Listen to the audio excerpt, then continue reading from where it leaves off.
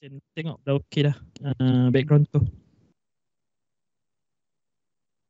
Bismillahirrahmanirrahim. Assalamualaikum, salam sejahtera dan salam We Are Uni KL. Selamat datang ke Majlis Bacaan Yasin dan doa selamat sempena sambutan Hari Uni KL ke-19. Bismillahirrahmanirrahim. Yang berbahagia Profesor Emeritus Datuk Dr. Sukiman Sarmani, Pengerusi Universiti Kuala Lumpur. Yang berbahagia ahli-ahli lembaga pengarah Universiti Kuala Lumpur. Yang berbahagia Datuk Dr. Roziah Omar, Presiden Ketua Pegawai Eksekutif Universiti Kuala Lumpur. Yang berusaha Ustaz Sabri Abdul Rani, penceramah bebas dan perunding motivasi.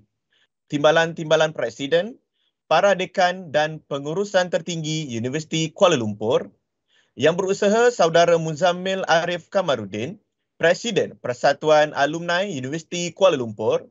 Yang berusaha Saudara Muhammad Faiz Rashdan Muhammad Rifai, Presiden Majlis Perwakilan Mahasiswa Uni KL 2020-2021. Warga kerja alumni, para perwakilan mahasiswa serta mahasiswa-mahasiswi Universiti Kuala Lumpur, hadirin dan hadirat sekalian.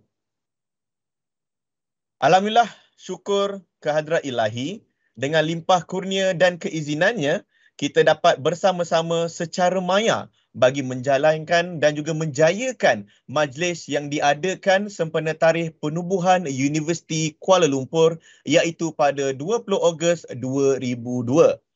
Lebih bermakna lagi apabila pada hari ini 20 Ogos 2021 genaplah 19 tahun penubuhan Universiti Kuala Lumpur. Tahniah diucapkan kepada semua warga Uni KL. Majlis juga ingin mengucapkan setinggi-tinggi penghargaan kepada yang berbahagia Profesor Emeritus Datuk Dr. Sukiman Sarmani, Pengerusi Universiti Kuala Lumpur, di atas kesudian beliau meluangkan masa untuk bersama-sama kita pada pagi yang cukup mulia ini. Baiklah. Yang berbahagia Prof. Emeritus Datuk, hadirin dan hadirat sekalian, bagi memulakan acara kita pada pagi ini, dengan segala hormatnya, saya ingin menjemput yang berusaha Ustaz Dr. Sanusi Abdul Manaf, Timbalan Dekan Pembangunan Mahasiswa dan Gaya Hidup Kampus Uni KL Malaysia Italy Design Institute untuk memimpin bacaan Yasin diikuti dengan bacaan doa selamat. Dipersilakan.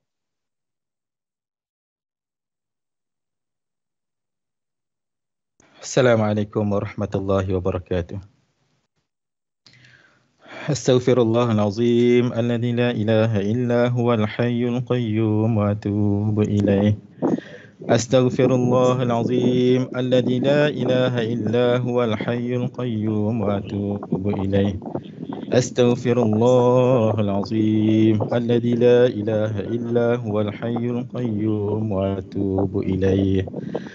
الفاتحة وياسين إلى أرواح والدينا ووالديكم وإلى أرواح المسلمين والمسلمات كافة عامة وإلى حضرة النبي المصطفى رسول الله صلى الله عليه وسلم وأصحاب الكرام. الفاتحة. أعوذ بالله من الشيطان الرجيم. بسم الله الرحمن الرحيم. الحمد لله رب العالمين الرحمن الرحيم مالك يوم الدين إياك نعبد وإياك نستعين اهدنا الصراط المستقيم صراط الذين أنعمت عليهم غير المغضوب عليهم ولا الضالين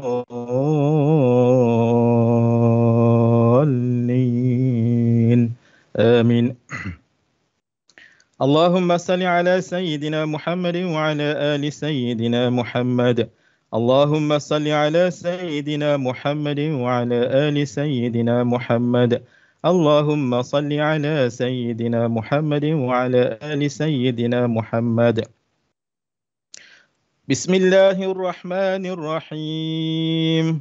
ياسين والقرآن الحكيم إنك لمن المرسلين على صراط مستقيم تنزيل العزيز الرحيم لتنذر قوما ما أنذر آباؤهم فهم غافلون لقد حق القول على أكثرهم فهم لا يؤمنون إنا جعلنا في أعناقهم أغلالا فهي إلى الأذقان فهم مقمحون وجعلنا من بين أيديهم سدا ومن خلفهم سدا فأغشيناهم فهم لا يبصرون وسواء عليهم أأنذرتهم أم لم تنذرهم لا يؤمنون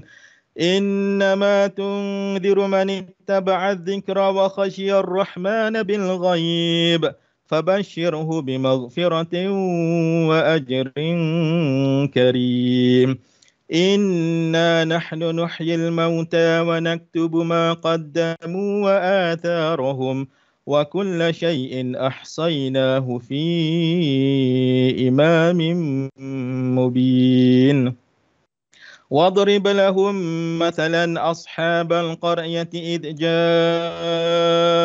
المرسلون إذ أرسلنا إليهم اثنين فكذبوهما فعززنا بثالث فقالوا إنا إليكم مرسلون قالوا ما أنتم إلا بشر مثلنا وما أنزل الرحمن من شيء إن أنتم إلا تكذبون قالوا ربنا يعلم إنا إليكم لمرسلون وما علينا إلا البلاغ المبين قالوا إنا تطيرنا بكم لئن لم تنتهوا لنرجمنكم وليمسنكم منا عذاب أليم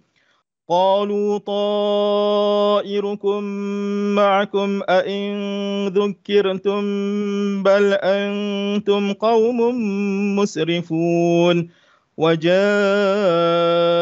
من أقصى المدينة رجل يسعى قال يا قوم اتبعوا المرسلين اتبعوا من لا يسألكم أجرا وهم مهتدون وما لي لا أعبد الذي فطرني وإليه ترجعون أأتخذ من دون الله آلهة أأتخذ من دونه آلهة إن يردني الرحمن بضر لا تغن عني شفاعتهم شيئا ولا ينقذون إني إذا لفي ضلال مبين إني آمنت بربكم فاسمعون قيل ادخل الجنة قال يا ليت قومي يعلمون بما غفر لي ربي وجعلني من المكرمين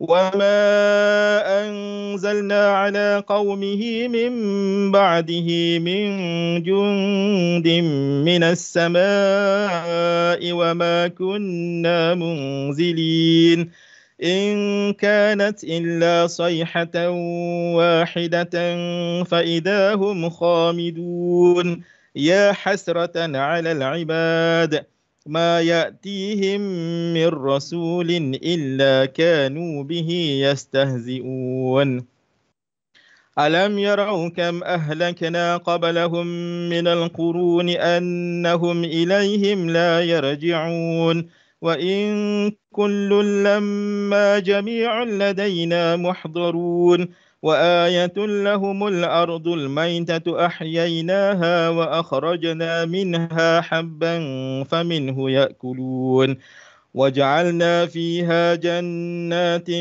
من نخيل وأعناب وفجرنا فيها من العيون ليأكلوا من ثمره وما عملته أيديهم أفلا يشكرون سبحان الذي خلق الأزواج كلها مما تنبت الأرض ومن أنفسهم ومما لا يعلمون وآية لهم الليل نسلخ منه النهار فإذا هم مظلمون والشمس تجري لمستقر لها ذلك تقدير العزيز العليم والقمر قدرناه منازل حتى عاد كالعرجون القديم لا الشمس ينبغي لها أن تدرك القمر ولا الليل سابق النهار وكل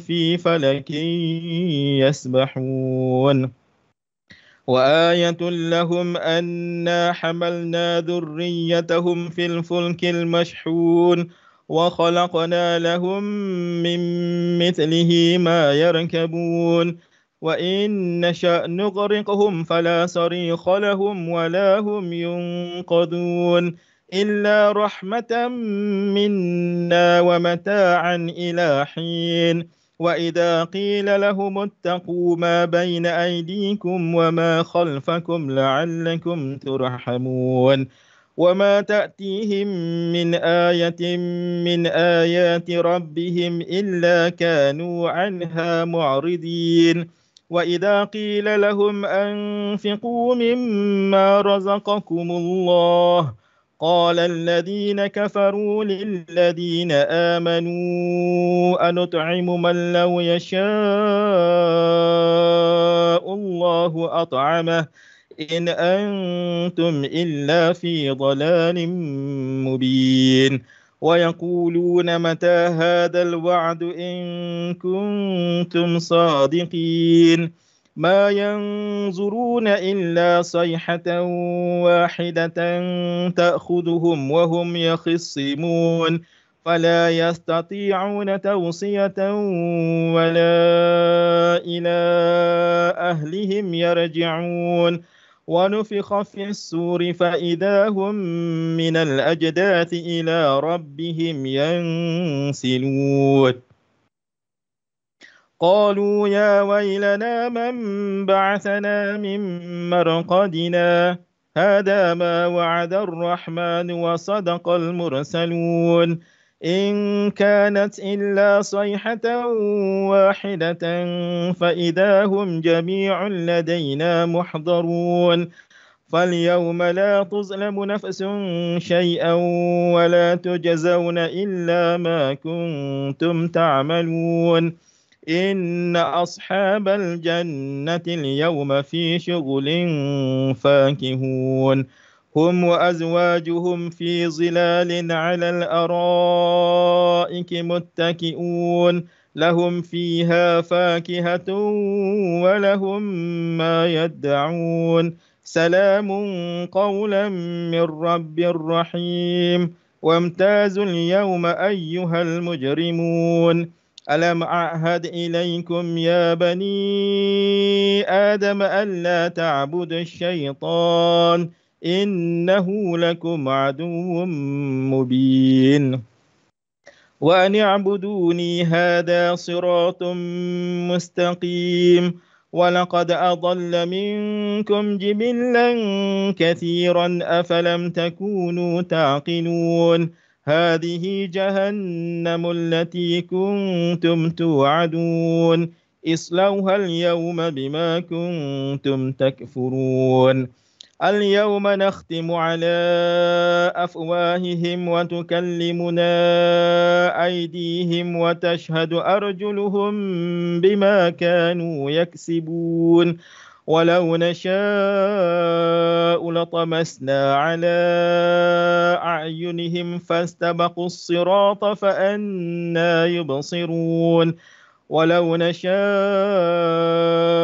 لمسخناهم على مكانتهم فما استطاعوا مضيا ولا يرجعون ومن نعمره ننكسه في الخلق أفلا يعقلون وما علمناه الشعر وما ينبغي له إن هو إلا ذكر وقرآن مبين لينذر من كان حيا ويحق القول على الكافرين.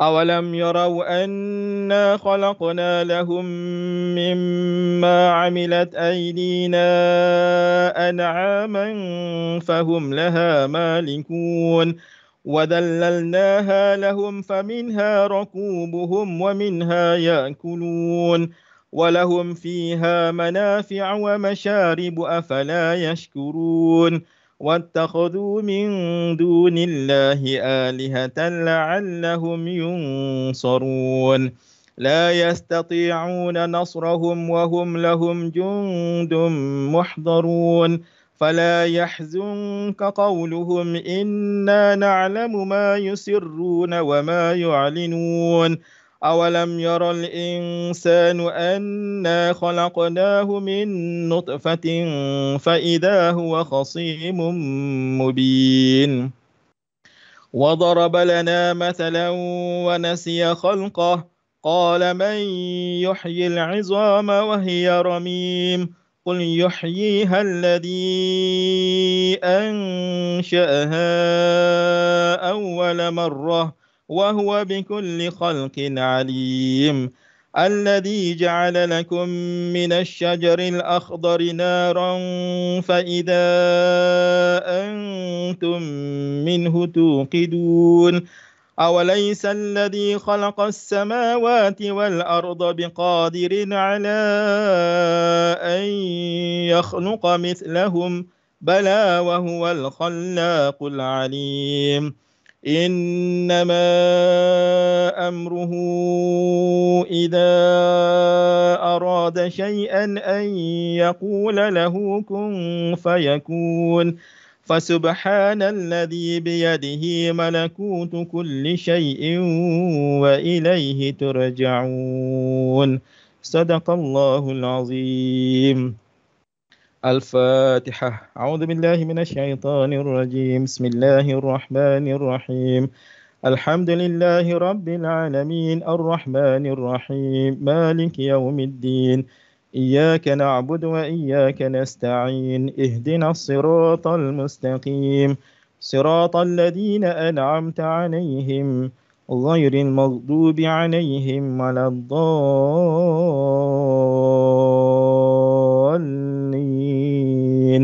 آمين.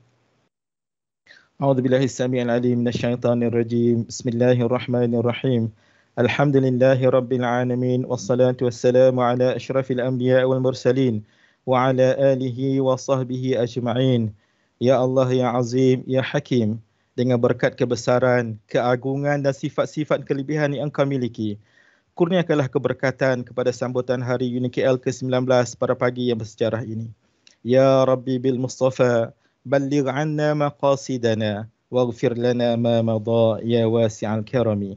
Ya Allah ya Rahim, berikanlah kekuatan kepada kepimpinan dan warga kerja UNKL untuk terus berkhidmat kepada institusi ini demi meningkatkan dan memartabatkan ilmu pengetahuan. Kurniakanlah kepada kami ya Allah jiwa yang tenang dan tenteram. Hiasilah kami dengan sifat syukur, redha, sabar, ikhlas, amanah dan bertanggungjawab. Engkau jauhilah kami daripada sifat ujub, riya, takabbur, fitnah, mengadu domba, sangka buruk dan khianat. Ya Allah, Ya Rahman, jadikanlah para siswazah dan mahasiswa UNKL dari kalangan mereka yang bertawaduk dan bersyukur dengan ilmu yang Engkau anugerahkan. Tanamkanlah di dalam diri mereka semangat kasihkan ilmu. Kurniakanlah mereka dengan keterampilan, berdaya saing dan berakhlak mulia, serta dapat menyumbang kepada agama, bangsa dan negara. La hawla wa la quwwata illa billahil aliyyil azim. Ya Allah, ya Tuhan kami pohonkan limpah rahmat, taufik dan hidayah-Mu kepada pemimpin-pemimpin kami dan seluruh muslimin dan muslimat yang ada di muka bumi ini. Mantapkanlah semangat dan keazaman mereka dengan penuh kesabaran dan bertakwa kepada-Mu dalam memikul tanggungjawab memajukan negara, agama dan bangsa yang disanjung tinggi dan disegani di bawah riayah dan naungan-Mu. Kami zahirkan rasa syukur kehadrat-Mu ya Allah, kerana dengan limpah kurnia-Mu negara ini sentiasa dirahmati dengan kestabilan ekonomi, keamanan, perpaduan dan kemakmuran yang berkekalan. Ya Aziz, Ya Jabbar, Ya Mutakabbir. Engkau jahilah kami, keluarga kami, sahabat kami, para pemimpin kami dan saudara-saudara kami, seluruh umat Islam di seluruh dunia daripada penyakit COVID-19. Rahmatilah usaha-usaha kami dan kurniakanlah kami kejayaan dalam peperangan menentang pandemik ini. Ya Rabbal Jalil, sejahterakanlah kami dengan kesihatan yang baik, supaya dengan kesihatan yang baik kami dapat mencari rezeki yang halal, ilmu yang barakah dan dapat beribadah kepadamu tanpa sebarang hambatan dan sebarang penyakit yang memudaratkan. Allahumma ya Allah, Engkau peliharalah Universiti Kuala Lumpur ini agar ianya terus kekal dalam menjalankan amanah dan melaksanakan tanggungjawab demi mendidik anak bangsa, membela masa depan generasi muda negara. Semoga UniKL akan terus maju ke hadapan dalam mencapai kegemilangan. Restuilah perancangan kami ya Allah dan perkenankanlah jua hasrat kami untuk menjadikan Universiti Kuala Lumpur yang tercinta ini antara universiti yang terbaik di dunia, kebanggaan Malaysia. Ya Allah, Ya Allah, Ya Allah, terimalah dan perkenankanlah segala hajat dan permintaan kami. Amin. Amin ya Rabbal Alamin. Rabbana atina fid dunya hasanah wa fil akhirati hasanah wa qina adhaban nar. Wa sallallahu ala sayyidina Muhammad wa ala alihi wa sahbihi wa baraka wa sallam. Walhamdulillahi Rabbil Alamin. Taqabbalallahu minkum.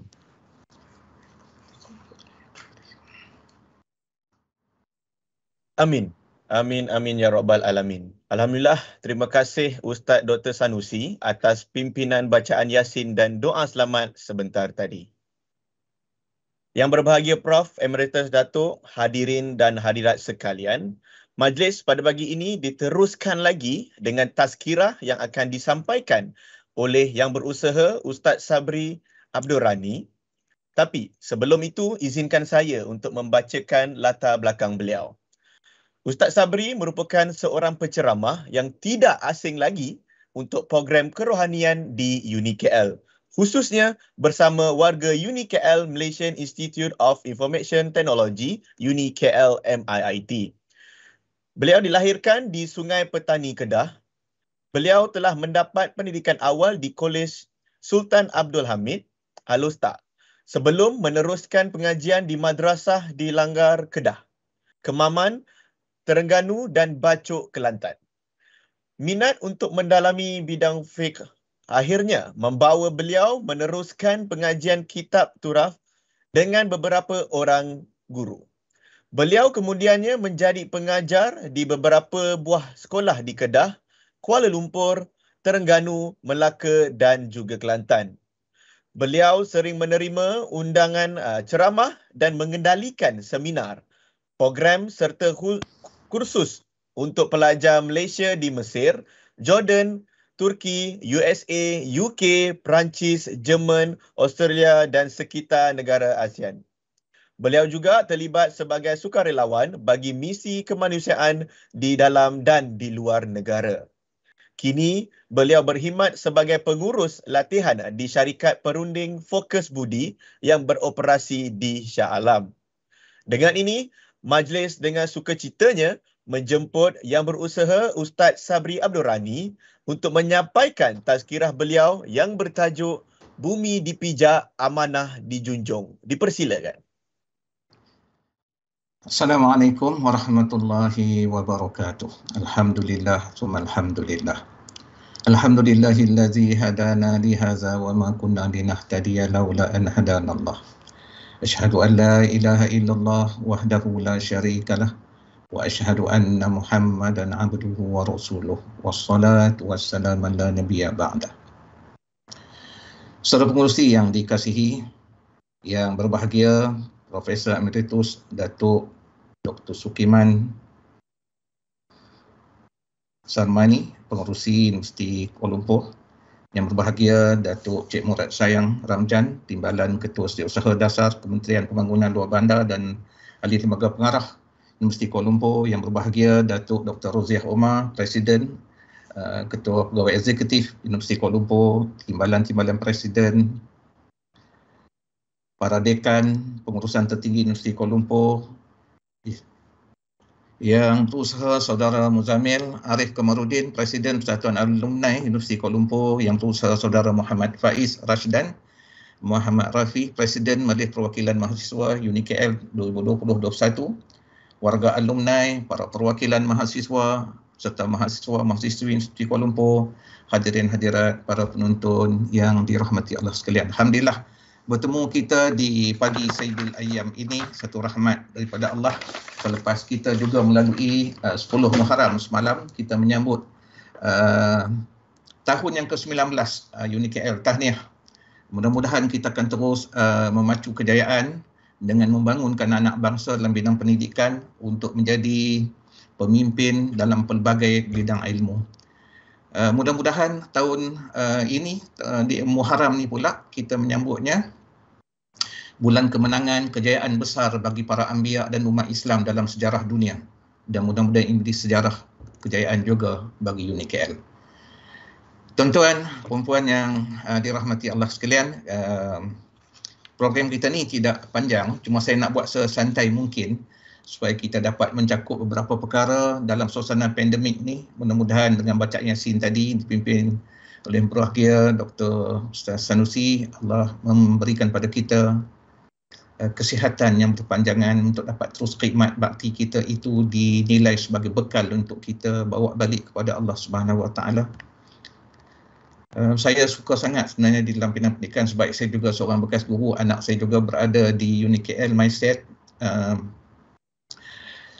Bidang pendidikan sesuatu yang sangat luas dan besar jasanya.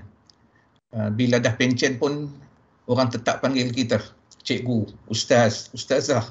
Orang masih panggil kita lagi doktor, orang panggil kita prof dalam bidang pendidikan. Bidang khidmat ni dia kekal. Namanya harum semasa dia hidup dan sampai lepas dia mati. Dia dapat doa setiap hari daripada muridnya. Masya Allah. Ada orang pergi kerja nak dapat gaji, tapi ada orang pergi kerja dapat doa manusia. Hebat tuan-tuan. Hidup umur panjang, sihat tubuh badan bila kita banyak buat khidmat. Dan perkara paling hebat ialah banyak orang masuk syurga bukan pasal amalnya. Kerana amalnya dicacatkan oleh banyak dosa-dosa batin. Ada riya, ada ujub, ada sum'ah. Amalannya sah segi fiqahnya. Tapi ketika dibawa naik oleh para malaikat yang kita paling takut ialah makbul atau tidak. Tuhan terima atau tidak. Tapi bidang perkhidmatan ni memberikan kepada kita, Masya Allah, doa manusia. Jalan besar untuk memasuki syurga. Kerana mendapat doa manusia yang kita usaha mereka jadi baik. Saya kira sebenarnya banyak orang yang terlibat dalam bidang pendidikan ni di awal. Kata contoh guru lah. Kadang-kadang tak ada pilihan lain, jadilah guru. Dan berbagai niat lain. Tapi lama-kelamaan bila mereka dah jadi ibu, jadi ayah, mereka jadi orang yang sangat ikhlas. Macam mana mereka didik anak mereka jadi baik, begitulah mereka didik anak orang. Ini kelebihan berada dalam dunia pendidikan. Mudah-mudahan Allah merahmati kita semua, bukan hanya yang mengajar, yang mentadbir, menyenangkan urusan para pelajar untuk terus belajar. Semuanya dinilai oleh Allah Subhanahu Wa Taala. Kerana Allah menilai tak sama macam manusia. Manusia menilai atas apa yang kita beri, besar lagi besar mereka lihat. Tapi Allah menilai ikut berat kita menanggung. Masya Allah, tak kira di tempat mana kita duduk, berbuatlah sebaiknya. Itu pesan saya di Muharram ini. Semoga kita beroleh kejayaan yang besar ketika kita bersama dengan UniKL. So nanti bila kita tinggalkan UniKL ni, kita tinggalkan legacy yang baik di belakang. Bila orang ganti tempat kita, ada orang masih tinggal situ berkata apa? Dik, tahu tak macam mana prof dulu kerja? Macam mana abang kita dulu kerja? Macam mana doktor kita kerja? Orang bercerita tentang cara dan budaya kita kerja. Dan orang yang ganti tempat kita kena berbuat sebaik seperti kita atau lebih baik dari kita. Allahu Akbar. Mudah-mudahan Allah menjadikan dunia ini satu tempat yang luas untuk kita berbuat kebaikan yang banyak walaupun dalam suasana pandemik begini. Dia datang daripada Allah. Tuan-tuan, perempuan yang dikasihi, kalau Allah nak, Masya Allah, esok pagi kita bangun, tak ada dah pandemik ni. Kun fayakun. Sunyi senyap, bersih udara kita. Segala-galanya tidak ada. Orang yang sedang sakit pun baik. Boleh tak Allah nak buat? Boleh. Miliknya. Berarti bila dia datang atas apa sahaja kata-kata manusia dan sebagainya, pro dan kontra dalam soal pandemik ni, dia datang dengan izin Allah. Ketika ada sesuatu yang nak Tuhan kita pelajari. Kita sedang masuk dalam institusi, the largest university in the world, the living university, universiti kehidupan. So, lalulah dengan baik dan mudah-mudahan dengan apa kita buat dalam kehidupan kita, baik di rumah work from home ataupun yang kita buat di tempat kita bekerja, semuanya itu ada nilai di sisi Allah. Mereka yang pergi pun mudah-mudahan diganjari Allah dengan pahala jihad, pahala syahid yang hebat. Yang tinggal ni mudah-mudahan Allah beri kesembuhan dan mudah-mudahan kita yang sihat ni Allah berikan kesihatan terus-menerus. Tuan-tuan, puan-puan yang dirahmati Allah sekalian, saya nak sebut sedikit di sini atas tajuk ni. Bumi dipijak, amanah dijunjung. Sebenarnya kita nak perkatakan tentang dua tanggungjawab kita yang Allah ingatkan kita di dalam surah Ali Imran ayat 112. A'udzubillahi minasyaitonirrajim. Duribat alaihimuz zillatu aynama sukifu illa bihablim minallah wa hablim minan nas. Akan ditimpa, diliputi kehinaan di mana sahaja mereka berada kecuali mereka berpegang dengan tali agama Allah dan tali perjanjian dengan manusia. So kita ada dua tanggungjawab. Hablum minan nas, hablum minallah, hablum minan nas. Hubungan dengan Allah vertikal, hubungan dengan manusia horizontal. Kedua-duanya kena seimbang dan baik. Cacat salah satu, balik tempang menghadap Allah. Masya Allah.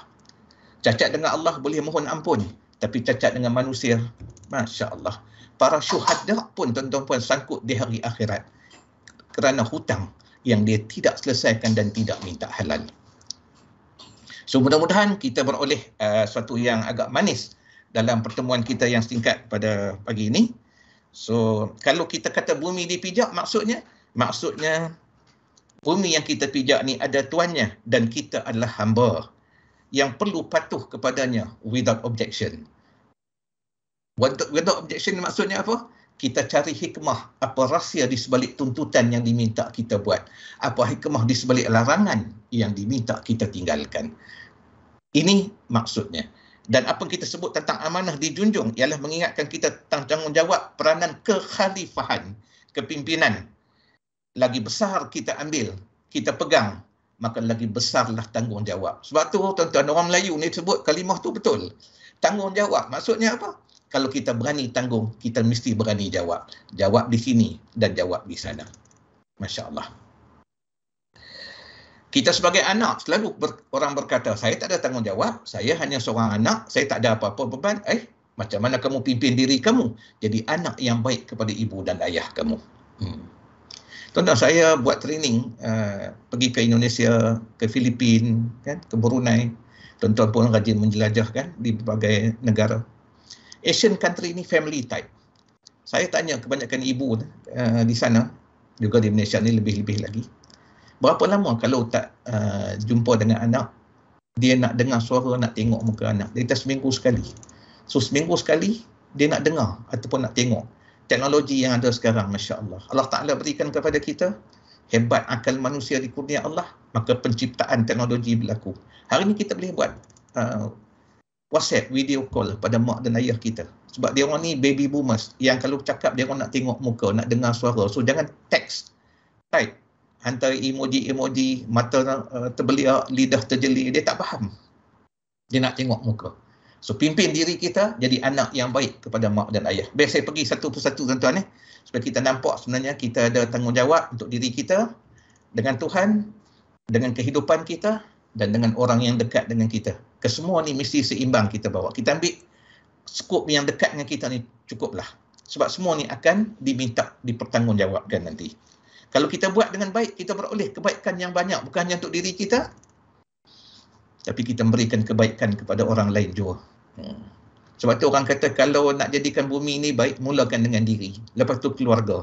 Kenapa? Bila kita jadikan keluarga kita baik, keluarga ini akan memberikan kelegaan kepada orang-orang di keliling dia. Lahirlah masyarakat yang baik. Masyarakat yang baik akan melahirkan negara yang baik. Negara yang baik akan menjadikan pemimpin-pemimpin yang baik dan rakyat-rakyatnya baik. So dia bermula dengan pendidikan. Sebab tu pendidikan ni lebih utama daripada pengajaran. Pengajaran gunakan lisanul maqal. Pendidikan menggunakan lisanul hal, sikap 24 jam berterusan. Sampailah kalau istilahnya seorang anak yang kita didik tu dia dah kahwin. Tapi sekarang tuan-tuan puan, kahwin pun kita kena tengok lagi. Kenapa? Di environment ni sudah tak dapat dikawal lagi. Kadang sekelip mata dia boleh berubah. Mak ayah baik, hantar sekolah yang baik, masuk universiti yang baik. Tapi siapa yang dia jumpa? Kawannya boleh merubah segala-gala. Kerana itu dia perlu kuat. Pendidikan akan membina dia jadi kuat. Kalau kita punya satu sistem pendidikan yang bagus, para guru pergi mengajar, ada membawa kepelbagaian karakter. Ada watak empati, ada watak prihatin kepadanya di situ. Dia ada watak mak, watak ayah di situ. Masya Allah. Dia akan lahirkan generasi yang hebat. Saya teringatkan satu kisah, tuan-tuan. Di Amerika ada satu orang penulis buku yang masyhur. Allahumma salli alaihi. Saya dah lupa namanya. Tentang antropologi dan sosiologi. Bestseller di Amerika. Asalnya, dia adalah seorang student yang dah nak committed suicide. Dia dah letih dah dengan hidup. Maafkan saya dalam majlis yang mulia pada hari yang mulia ni. Setiap hari dia, bila ayah dia balik, dia terpaksa jadi punching bag untuk selamatkan ibunya daripada ditumbuk dan diterajang oleh ayahnya. Dan dia letih juga tengok ibunya kadang-kadang bawa balik lelaki lain. Duduk di bilik yang dia dan bersama dengan ayahnya duduk. Dia dah letih. So dia tulis satu note, mak dan ayah tak payah susah lagi tentang hidup dia selepas ni, dia nak committed suicide. Hari itu hari terakhir dia pergi ke kuliah dia. Nak tengok muka kawan-kawan dia buat kali terakhir. Tapi dia punya lecturer dia kesan micro expression kat diri dia. So bila kelas dismiss, lecturer tu terus pergi dekat dia dan dia kata apa? Now son, look at me as your father. So dia terus tukar karakternya daripada karakter seorang lecturer, guru, dia jadi empathy, jadi seperti mana seorang bapa. Dia terus rebahkan mukanya di atas bahu lecturer dan dia cerita keseluruhan kisah hidupnya. Tak jadi nak committed suicide. Hari-hari berikutnya dia pergi ke kelas, attend dia punya kuliah dia. Waktu lapang dia akan pergi ke kelas di mana ada lecturer tu. Saja nak pergi tengok pengganti wajah ayah dia. Berjaya dia kenapa? Kerana kepelbagaian karakter. Tuan-tuan perempuan yang dirahmati Allah sekalian, ni saya katakan bahawa bila tanggungjawab kekhalifahan, dia melimpah kebaikan tersebut. Malah di rumah kita sendiri, kalau kita work from home dan sebagainya mulai sekarang ni, kita boleh tengok tuan-tuan, anak kita pun boleh terasa. Dia tahu ayah dia sayang kat siapa dan tak sayang kat siapa. Itu dah sangat berbahaya. Sebab tu kita tengok ada anak-anak yang pandai kadang-kadang masuk ke boarding school ataupun masuk ke universiti dalam ataupun abroad. Ada yang waktu balik cuti tak nak balik. Yang duduk kat boarding school pun bila mama dia kata ujung minggu ni mama nak pergi ambil outing kan. Tak apa, mama ada assignment dengan kawan. Rupa nak pergi tumbang rumah kawan dia yang mak bapak dia jenis caring. So kita kena berhati-hati. Kita mungkin kehilangan anak kita lebih awal walaupun dia berbinkan kita, berbintikan kita. Tuan-tuan, perempuan yang dikasihi, saya suka sebutkan hal ini supaya kita melihat pendidikan dalam skop yang sangat besar dan luas. Kerana setiap kita menyumbang. Orang yang duduk di bahagian teknikal, admin, komunikasi dan sebagainya pun menyumbang. Mereka adalah mata dan telinga dalam dunia pendidikan. Apa yang kita tuturkan, apa yang kita cakap, semuanya menjadi bahan rujukan bagi mereka. Lebih-lebih lagi, kalau kita seorang pendidik, kita juga mempunyai anak, kita kena mempunyai keseimbangan dalam hal ini. Jika kita berbohong di hadapan mata mereka, aura bohong itu akan sampai juga kepada mereka. Contoh. Ini kisah menarik. Saya suka sangat buat contoh ni kerana saya dah terlibat 38 tahun dalam dunia pendidikan ni, tuan-tuan. Seorang ayah, dia pergi ke pasar malam. Dia bawa anak dia. Kan sekarang ni hari ni dah start dah ni. Dia buka balik pasar tani dan pasar malam kan. Kalau bawa anak, saya rajin tengok tuan-tuan. Kita pun kadang kita pergi kan. Ini musim buah pula sekarang ni. Meriah buah. Rambutan, manggis, duku, langsat, durian. Bila kita pergi ke gerai rambutan sebagai contoh, kita nak ambil buah rambutan. Selalu kita kata apa? Rasa boleh? Kan kataan tu keluar. Sebab kita nak tahu manis ke, longkah ke. Dia kata boleh. Bila kata boleh, kita cekak 6. Terkejut tuan kedai. Pasal apa? Kita cekak 6. Pasal kita bawa anak kita 2 orang. Dalam segi fiqah, tak boleh kita bagi. Sebab yang nak beli kita, yang nak kena rasa pun kita yang nak beli. Bila kita bagi pada anak kita, hukum dia apa tuan-tuan? Dalam bab muamalat, hukum dia haram. Sebab dikira kita ambil tanpa hak. Dia kata boleh untuk kita. Melainkan dia kata, tak apalah. Dan kita kena minta izin. Tapi yang saya nak sebut sangat kat sini apa tuan-tuan? Ada orang sambil lalu je tepi gerai, ambil je buah. Anak yang dia ajar selama ni, kalau nak minta, anak tu tegur ayah dia. Ayah tak minta. Ayah nak cover lain, ayah dia kata apa? Tak apa, ayah dah biasa. Maksudnya dia dah biasa dah dengan tokek kedai. So bila ayah dia pergi kedai lain, dia pun ambil sebiji 2 lagi. Tuan nak tahu apa jadi? Ni saya punya case study saya. Masya Allah. Berada di beberapa buah sekolah tahfiz sebagai penasihat, saya perhatikan betul. Kadang-kadang budak tu payah walaupun dah environment baik. Rupa dia bawa kesan makan. Kesan dia dibesar dengan rezeki apa yang masuk ke mulut dia. Masya Allah. Saya perlu sebutkan di awal hal ini supaya kita nampak bumi kita pijak ni kita ada amanah. Anak bukan hanya anugerah tapi dia amanah. Anak didik kita yang kita ajar kat universiti tuan-tuan adalah amanah. So saya kata ada orang pergi kerja sebab nak dapat gaji. Tapi ada orang pergi kerja nak dapat doa manusia. Dan dia beroleh sesuatu yang sangat luar biasa. Di sini dan juga di sana. Anak ni bila balik dia ke rumah. Bila dia nak ambil duit, dia ambil, dia tarik daripada poket ayah dia ataupun daripada dompet mak ataupun ayah dia. Kadang-kadang mak ayah terkejut. Pernah caught red-handed. Apa ni? Nak minta. Ayah dah cakap berapa kali minta. Bingung budak tu. Sebab dia tengok ayah dia ambil duit orang, ambil barang orang tanpa minta. He is just a follower. Does he commit sin? Masya Allah. Mulut kita berkata baik tapi kelakuan berlaku onar. Bagaimana akan muncul generasi terpuji? Tuan-tuan, puan-puan yang dirahmati Allah sekalian. Saya nak ingatkan sebab pendidikan satu yang sangat besar kesannya. Mama Al-Fatih dididik oleh orang yang baik di luar istana. Pada umur awal 20-an, 23 tahun, dia telah menawan Konstantinopel. Dialah orang yang termasuk dalam hadis Nabi SAW. 600 tahun lebih kemudiannya baru terjadi kesan didikan. Tuan-tuan, puan-puan yang dirahmati Allah sekalian. Saya ingin nak mengingatkan kepada kita semua, kalau kita punya sifat yang baik, yang kita bawa atas tanggungjawab kekhalifahan, lagi besar yang kita ambil bila kita suami isteri, macam mana kita pimpin diri kita jadi suami yang baik pada isteri kita, isteri yang setia pada suami. Jadi pula mak dan ayah, macam mana pimpin diri kita jadi anak yang baik, membesarkan anak.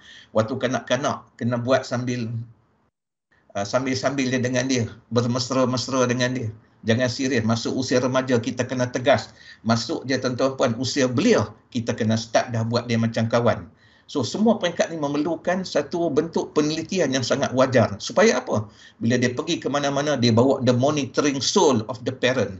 Bawa muka mak, muka ayah. Sebab dia kalau belum soleh, belum baik, dia perlu satu ikon yang baik yang akan dinding diri dia daripada dia jatuh dalam berbagai bentuk environment ataupun kawan-kawan yang tidak baik akhlaknya. Ini satu hal yang sangat besar dan penting untuk kita lihat. Seorang yang baik dalam hidup, tuan-tuan, dia ada visi dan misi yang jelas. Kalau dia bawa watak ni dengan baik, dia kena ada visi. Visi bagi seorang yang baik, kalau saya ambil sebagai konteks seorang Muslim, dia nak jadi apa? Nak jadi hamba Allah dan khalifahnya yang terpuji, yang dua tadi itu. Misionnya ialah nak jadikan hidup dia dan kerjayanya sebagai ibadah. Berarti apa saja dia buat, dia beroleh kebaikan. Allah nilai sebagai pahala. Besar tu tuan-tuan. Untuk kalau kita boleh jadikan hidup kita demikian. So macam mana kita nak buat begitu? Ni saya nak cuba mudahkan tuan-tuan. Saya nak sebut dalam bentuk begini. Katalah kita ambil contoh. Nak jadi bagus dalam hidup ni. Bagaimana? Kerja kita ni kita boleh buat dalam satu bentuk, dia akan jadi kebaikan. Banyak perbincangan para ilmuwan, termasuk agamawan dalam hal ini. Tapi yang saya nak sebutkan ialah 3 je. Kita nak kena tengok pertama kali niat, kedua pelaksanaan, cara kita buat, dan yang ketiga natijah hasilnya. Ketiga-tiga ni kita kena jaga, maka jadi ibadah. Niat kena telus. Kalau kita buat contoh, kita bekerja di Uni KL, Alhamdulillah kita nak didik orang, tidak ada sesuatu pun. Untuk apa? Tidak ada masalah. Oh, saya kerja untuk cari rezeki sebab nak besarkan anak saya dah kahwin. Alhamdulillah. Isteri pula kerja untuk apa? Oh, saya kerja untuk nak bantu suami, support dia sebab apa yang suami saya dapat tidak cukup. Anak pula dah sampai 4-5 orang. Tuntutan dalam soal rumah, kereta dan sebagainya, nak hantar kepada mak dan ayah di kampung. Adik-adik yang beri tanggungan saya pun besar. Alhamdulillah. Untuk siapa tidak ada masalah. Tapi kerana Allah. Sebab kerananya menentukan sikap. Kita akan buat apa atau kita jadi orang yang sentiasa suka update kita punya maklumat, kita suka upgrade kita punya cara mutu perkhidmatan kita dengan sistem yang ada supaya boleh sampai dengan lebih baik kepada manusia. Ni bagaimana kita nak jadikan supaya kita jadi sentiasa bagus. Niat kita kena selalu kita tingkatkan. Allah tuan-tuan, kita waktu kita hidup seorang, kita naik motor, tumpang kereta kawan.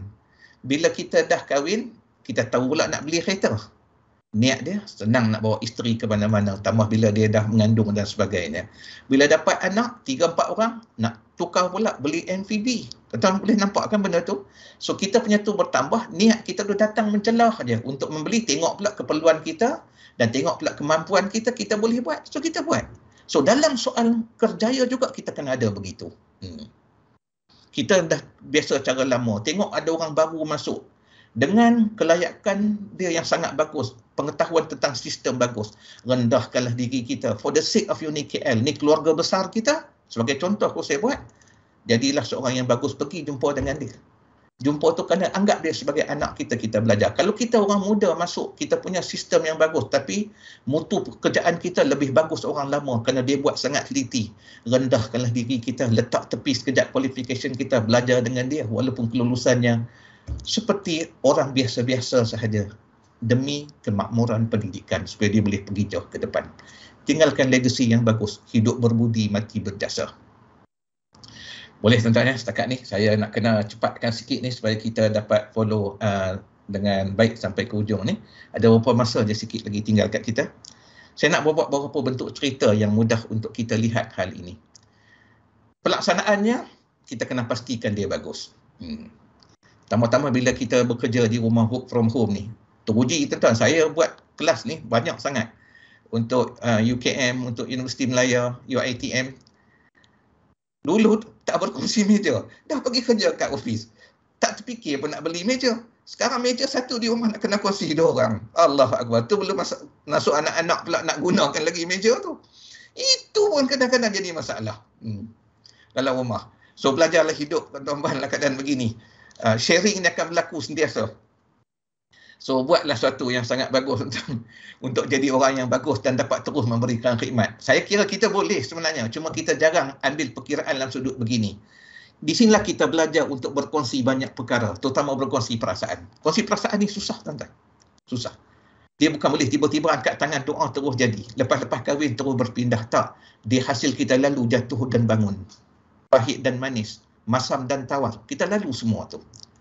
Kena lalu kan? Allah tuan-tuan. Tuhan buat dah untuk kita. Atas lidah yang kecil ni ada berbagai daerah rasa.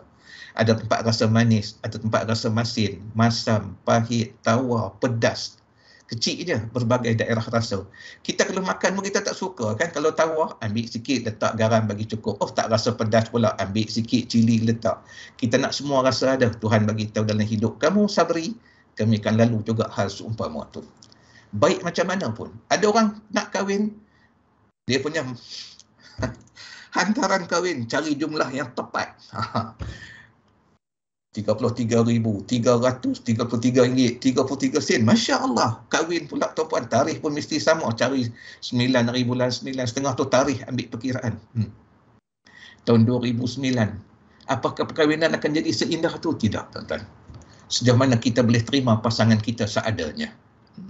Sebab kita akan mula lalu lepas 3 bulan, the true colours will come out. Hanya selepas 2 bulan kalau ikut secara psikologi manusia, dia boleh stabil dan boleh terima. Andainya dia lalu dengan baik dan dia belajar melalui dan menerima pasangannya itu seadanya. Demikian tempat kerja kita. Kita akan lalu juga hal ni. Sebab tu dalam kaedah pembangunan manusia tuan-tuan di barat, hebatnya dia orang ni, dia orang mampu structurekan dan nampak mudah untuk kita faham. Dia lalu istilah yang dipanggil dengan forming, storming, norming, performing. Stage tu dia lalu. So kita kena ambil perkiraan dalam perkahwinan, kehidupan kita, kita akan lalu. Dalam kerja pun. Kita akan lalu istilah kita namakan macam ni. Forming ni kita sedang form lah, mencari keserasian kita baru masuk kerja ataupun kita dah lama kerja, kenapa tak boleh pergi? Oh, aku lemah kat tempat ni. Tengok orang lain duk naik, kenapa aku tak boleh pergi macam ni? Orang lain masuk daripada degree, start ambil master, lepas tu nak jadi seorang yang bagus, pergi pula belajar sampai ambil PhD. Aku ni tak duduk takat ni je ke? Dia masuk sama dengan aku, kenapa dia boleh pergi jauh? Tu belajar dengan dia. Dia panggil performing. Kita start cari istilah macam ni. Kahwin pun macam tu tuan-tuan. Bila kita nak kahwin, kita start nak cari dulu, tanya kawan okey tak okey dia ni, kawan pun pembohong kuat juga. Cari-cari jodoh, rupanya jumpa bodoh. Ada juga macam tu. Ada orang kata ke saya, dia ada ke kali pertama perempuan ni kata saya keluar-keluar, orang kenalkan saya dia ni bagus dan sebagainya. Jumpa-jumpa, I tak bawa dompet lah, you boleh belanja. Dengan perempuan dia buat macam tu kata, cari jodoh, jumpa bodoh.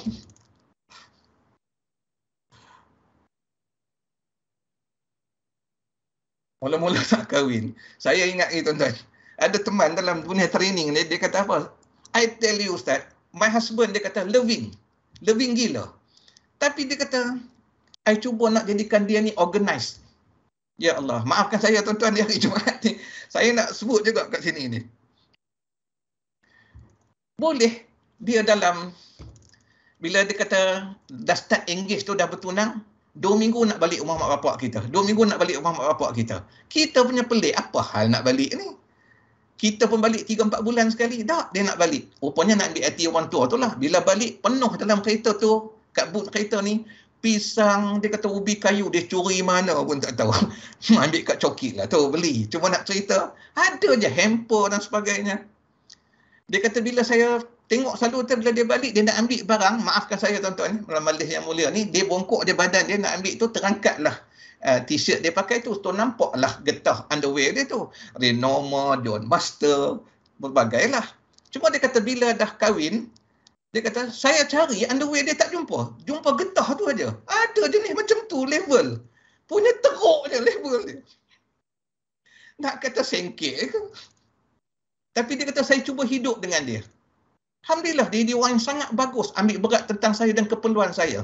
Maksud saya nak cerita tuan-tuan, kita lalu istilah ni, forming, lepas tu kita akan jumpa storming. Storming ni kita akan jumpa lepas 3 bulan. No matter how good we are, how smart we are, kita masuk kerja, kita akan jumpa tak semuanya cantik macam kita bayangkan. Tuan-tuan janganlah nak cari tempat lain, pindah tempat lain. Tuan-tuan akan jumpa mungkin tempat tu bayar gaji lebih tinggi, tapi masalah lain pula akan datang dengan kita. Hidup ni penuh negeri ni. Dunia ni darul balak wal imtihan, negara ujian dan musibah. Akan sentiasa ada, silih berganti. Macam mana kita nak hidup dengan tu? Anak kita, ada yang cerdik akalnya tapi lemah akhlaknya. Ada yang bagus akhlaknya, lemah pula akademiknya. Ada yang bagus kedua-dua, tapi sudut manusiawinya dengan orang sangat selfish. Kita takkan jumpa baik kesemuanya. Di proses didikan itulah yang Allah bagi kemuliaan. Allah nak ampunkan dosa kita, nak tinggikan darjat kita, dan Allah suka dengar suara kita mengadu kepada Allah. Sampai akhirnya Allah bagi. Kadang-kadang Allah tak bagi waktu kita hidup. Kita dapat bekal lepas kita mati. Tengok pahala duk masuk-masuk. Anak kita berubah lepas kita mati. Tapi didik, jangan berhenti. Tuan-tuan, ada kadang-kadang kita dapat anak-anak orang yang kadang-kadang kita frust. Saya pernah jadi guru, tuan-tuan, bila kita duduk dalam kelas waktu lepas hari recess. Dia masuk tu suka sending badan dia ke tepi kita. Baru jangan cakap, tuan-tuan. Kalau kita masuk bawa watak guru, kita mula nak tempik. Tambah kalau kita jadi guru sekarang, tuan-tuan, Allahu Akbar. Tak mandi ke? Sekolah apa? Pipe air, kena potong. Kesian budak tuan-tuan. Tapi kalau kita pelbagaikan, tambah karakter kita jadi seorang bapa. Kita touch dia, gosok belakang dia. Adam contohnya, kenapa ni? Dia terus diam, senyum muka dia. Rupanya bila kita cek latar belakang, datang pada broken family. Dia, mak dia diceraikan oleh ayah dia ketika mak dia mengandungkan dia. So bila dia lahir, mak dia tak suka, mak dia anggap dia punca masalah. Selalu rambut dia dicukurkan. Kalau pergi gunting pun nombor satu, tak boleh nak sikat. Mak dia panggil dia pun botak. Padahal dia ada nama. So bila dia pergi sekolah, dia tak pandai ambil henti cikgu. Budak yang dibesar dalam sana pampered, kondusif, dia pandai. Cikgu tu nak keluar dia kelas, bawa buku yang budak-budak pasak, dia lari pergi kat cikgu. Teacher, may I help you? Suka cikgu kat budak ni. Tapi dia tak jenis baling kertas kat budak lain. So bila cikgu tengok, cikgu ni jerit, Adam, ni kelas, bukan rumah mak bapak kamu. Dia boleh senyum. Kenapa? Buat sekian kalinya cikgu dia panggil nama dia. So please tuan-tuan, bawa sifat ni, ada perhatian, ada empathy. Kalau kita pergi tempat kerja, kita pun tengok, ada orang masuk-masuk terus boleh buat kerja. Sebab datang pada tempat lain yang hampir sama dengan kerja dia. Ada orang pick up-nya lambat, pergi dekat dia. Didiklah dia dengan cara terbaik supaya dia boleh jadi orang yang baik seperti kita. Dapatkan doa manusia. Dapat doa manusia. Kadang-kadang kita tak tahu. Kehidupan kita jadi elok. Rezeki kita sentiasa cukup. Kesihatan kita terpelihara. Tuan-tuan tak nak ke tuan-tuan? Anak-anak kita jadi anak yang berbudi. Walaupun tak sampai tuan-tuan anak kita seperti anak orang. Ada anak kita berjaya, ada yang tidak. Jangan kecil hati tuan-tuan. Saya tengok banyaklah hidup ni dah. Anak yang tak jadi itulah yang jaga mak bapak dia bila mak bapak dia bedridden, tersadai atas katil. Dialah balik yang jaga. Kenapa? Kerana kita tak pernah buang dia. Kita letak satu tempat yang istimewa. Kita tahu dia tetap seorang anak yang baik. Ada hikmah di sebalik kejadian. Kenapa Allah jadikan dia begitu? Ni cara Allah didik kita. So, tempat mana kita duduk, buatlah sebaiknya. Walaupun kita tengok ada orang naik lebih baik daripada kita, duduk tempat tu berbuatlah. Kerana Allah semata-mata. Tu saya kata kerana Allah. Untuk siapa tidak mengapa. Bila kita buat pelaksanaan kita jadi elok, tuan-tuan, maka natijah dia insya-Allah jadi baik. Rezeki kita tu, tuan-tuan, siapa dia tumpang jadi elok. Kita boleh pula bersedekah. Kita boleh pula beri ke tempat-tempat yang bagus. Malah kita juga dapat jadi orang yang bagus. Saya buat contoh, tuan-tuan. Kita buat contoh ni bagus, tuan-tuan, sebenarnya. Tentang niat. Tuan-tuan tahu, tuan-tuan, ni musim durian kan, tak habis lagi, panjang sikit musim durian kali ni. Rahmat Allah semua orang boleh rasa. Tuan-tuan, kalau tuan-tuan pergi tengok yang ada kebun durian di Raub, kan? Saya orang Kedah, tuan-tuan, pergi tengok kebun-kebun durian yang orang tanam bentuk kelon ni dan sebagainya, kan? Tengok pokok-pokok tua ni. Baik di Sepang, tuan-tuan, pergi India tanam durian. Tanya dia orang tu, hak pokok usia 30-40 tahun. Ni tanam pokok ni, pokok tua tinggi ni. Dia kata, saya tanam ni, dia kata dulu muda, dia kata umur 20 lebih. Tak apa, dia kata kalau saya tak sempat makan, anak saya makan. Cina pun cakap macam tu. Orang Melayu lagi lah. Saya tanam ni untuk anak-anak ni, untuk anak cucu, bukan untuk saya. Kadang dia sempat rasa satu musim je, lepas tu dia mati. Tapi nak cerita pokok tu panjang-panjang, sampai zaman cucu hari ni boleh makan. Sekah dahan, berbuah lagi tepi dahan yang patah tu. Kenapa? Niat. Pengaruh niat ni besar. Sebab niat dia tanam tu mengiringi kelakuan dia. Dia jaga sungguh pokok tu dengan baik. Bila niat baik, pelaksanaan dia jaga dengan baik, maka nanti dah dapat hasil yang lama. Itu nak cerita tu. Ada teman-teman saya di Jeniang, Kedah. Beli tanah dah siap. 1 ekar dia jual. Suku ekar untuk rumah dan keliling rumah. 3 suku ekar, pokok dah tanam siap, tuan-tuan. Durian, manggis, cempedak, semua yang umur pendek ni boleh berbuah. Tapi tuan-tuan, bila kita tanya kat dia, untung beli rumah, tapak rumah, buat rumah aja, pokok dah ada keliling. Dia kata, senang, dia kata. Boleh makan sendiri. Tuan-tuan dengar perkataan dia. Boleh makan sendiri, maksudnya tak payah beli. Niat dia macam tu. 2 kali je, 2 musim berbuah, dahan start patah. Kenapa? Niat. Wallah, tuan-tuan, wallah. So, buatlah sesuatu atas sesuatu yang kita akan dapat perolehi jangka panjang. Sama ada jangka panjang di dunia ataupun jangka panjang yang memang panjang selepas kita tiada. Dan dunia pendidikan menawarkan kita hal ini. Besar, tuan-tuan. Rahmat Allah. Allah pilih kita berada di tempat ni. Saya nak sebut satu lagi, contoh. Kalau tuan-tuan pergi ke kampung, tuan-tuan tengok, tuan-tuan makan jemput pisang, cokodok pisang lah kan. Sedap, tuan-tuan, cokodok pisang dia. Kenapa, tuan-tuan? Sebab dia letak pisang lebih pada tepung. Kita pegang tu lembut je. Manis sungguh. Manis tu bukan gula. Manis pada pisang. Kenapa dia buat macam tu? Masya Allah, tuan-tuan, perempuan. Tadi pagi, awal pagi dia bangun. Lepas sembahyang subuh, dia goreng. Jemput pisang yang dia dah buat malam tadi, dia lenyekkan. So, dia ambil, dia buat jemput pisang. Siapa dulu makan jemput pisang dia? Suami dia, anak-anak dia. Dia kata apa kat hati dia? Ni niat dia. Apa yang terbaik suami aku makan, pelaksanaan dia. Itu yang terbaik juga orang yang akan aku ambil duitnya makan.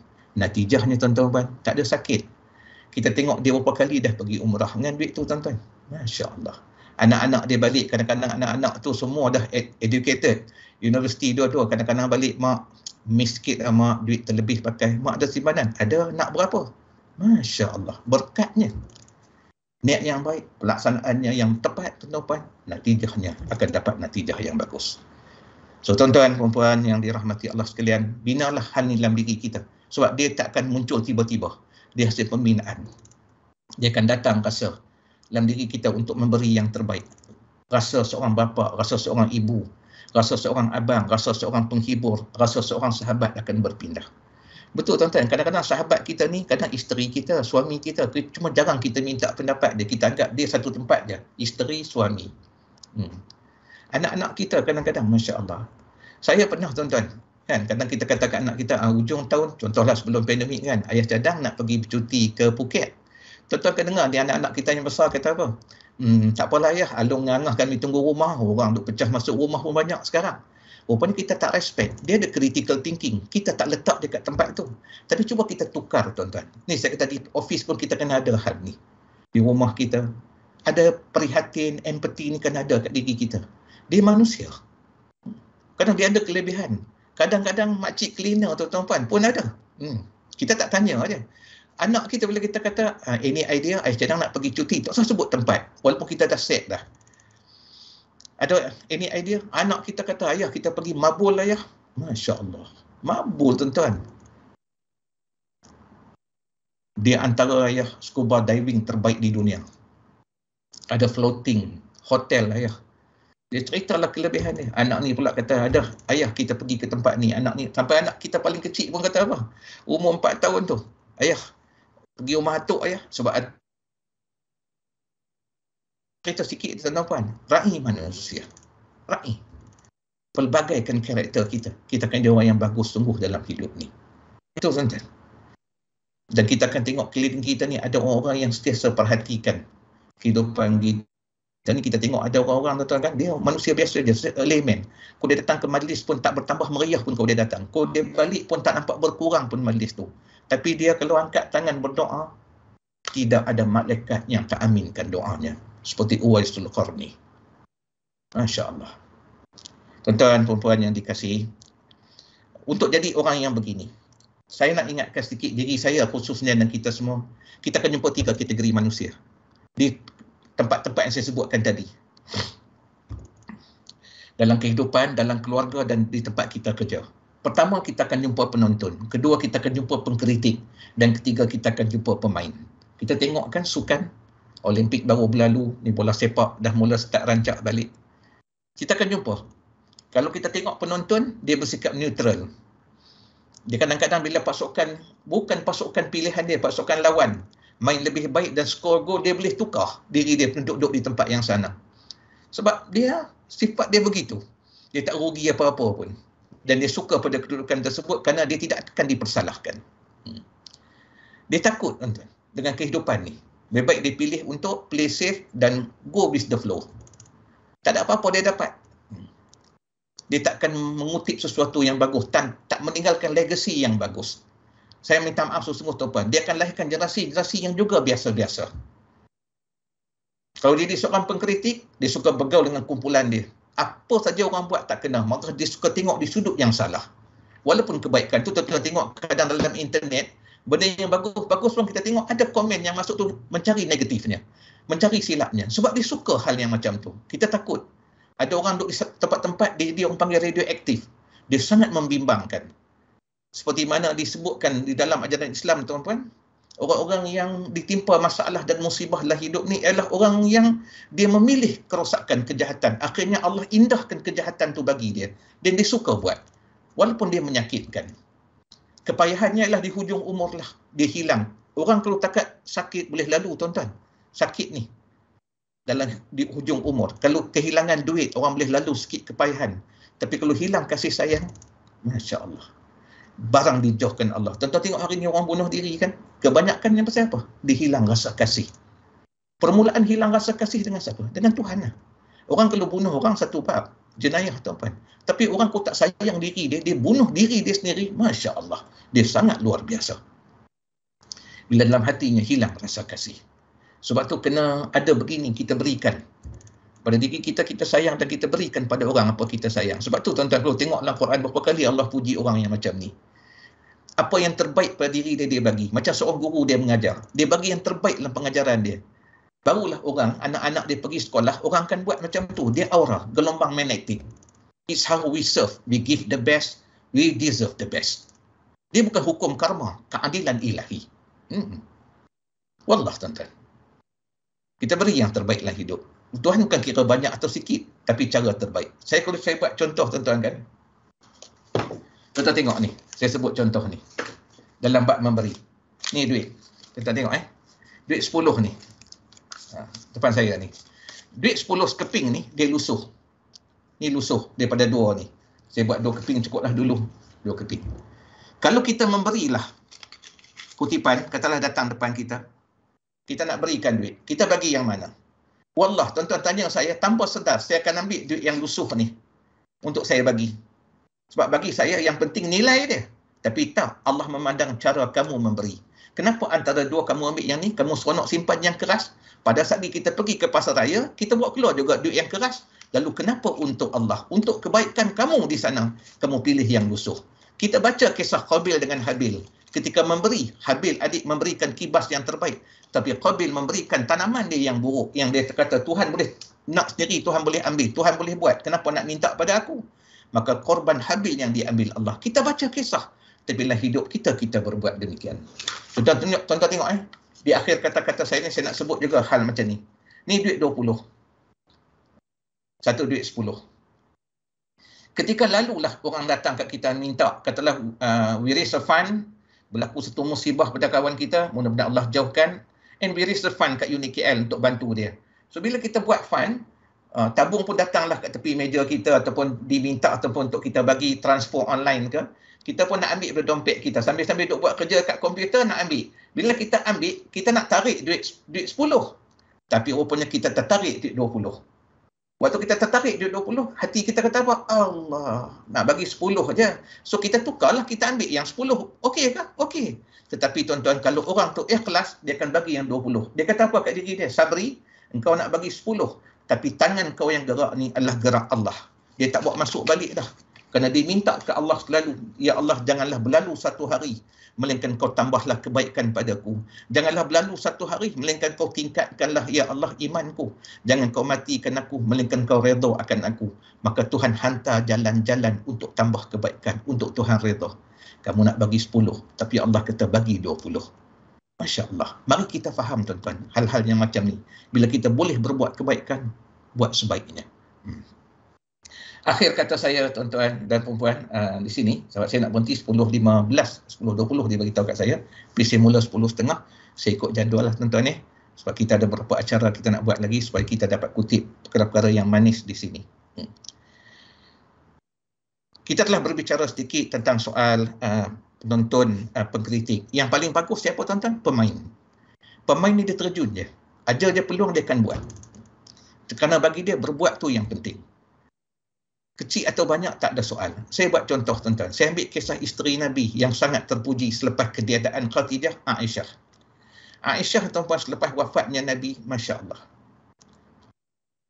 Keperluan isteri-isteri Nabi diperhatikan oleh Abdul Rahman bin Auf, oleh Osman bin Affan.